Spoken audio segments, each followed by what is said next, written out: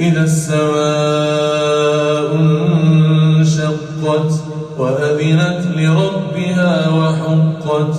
وإذا الأرض مدت وألقت ما فيها وتخلت وأذنت لربها وحقت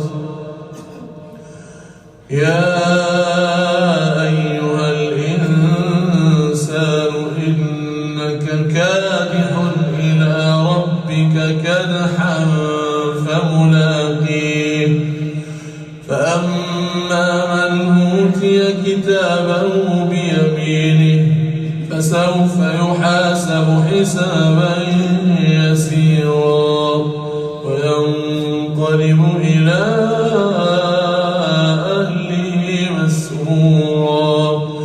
وأما من أوتي كتابه وراء ظهره فسوف يدعو ثبورا ويصلى سعيرا إنه كان في أهله مسرورا إنه ظن أن لن يحور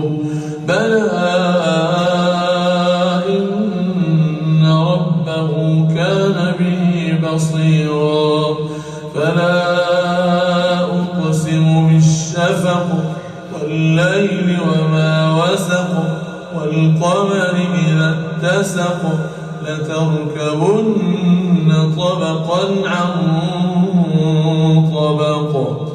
فما لهم لا يؤمنون